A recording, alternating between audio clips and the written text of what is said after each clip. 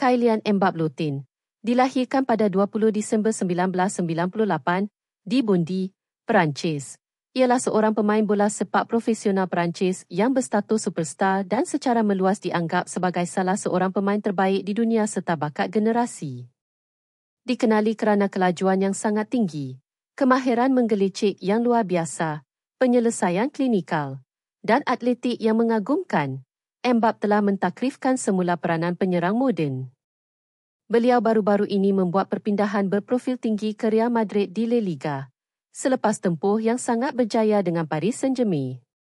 Mbappé muncul secara mengejut dengan AS Monaco di Liga 1, membantu mereka memenangi gelaran Liga pada tahun 2017 dan memberikan impak signifikan dalam Liga Juara-Juara UEFA pada usia yang sangat muda. Bakat luar biasanya membawa kepada perpindahan yang hebat ke Paris Saint-Germain, PSG, pada tahun 2017, pada mulanya secara pinjaman, sebelum perpindahan kekal yang menjadikannya pemain kedua termahal dalam sejarah. Di PSG, Mbappé mengukuhkan statusnya sebagai ikon global, menjadi penjaring gol terbanyak sepanjang masa kelab dan memenangi pelbagai trofi domestik. 6 gelaran Liga 1, 3 Coupes de France, 2 Coupes de la Liga, 3 Trophées de Champions. Beliau mencapai final Liga Juara-Juara UEFA bersama PSG pada tahun 2020. Di peringkat antarabangsa, Mbappé telah menjadi figura penting bagi pasukan kebangsaan Perancis.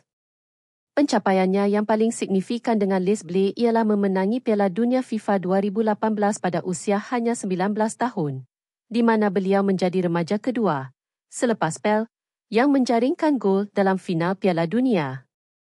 Beliau meneruskan prestasi Piala Dunia yang luar biasa dalam Piala Dunia FIFA 2022, di mana beliau memenangi kasut emas sebagai penjaring terbanyak dan menjaringkan hat-trick dalam final, walaupun Perancis menduduki tempat kedua.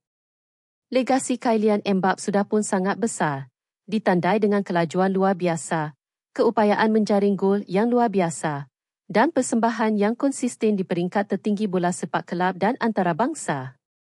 Beliau secara meluas dilihat sebagai pemenang Ballon d'Or masa depan dan seorang pemain yang ditakdirkan untuk memecahkan lebih banyak rekod dalam sukan itu.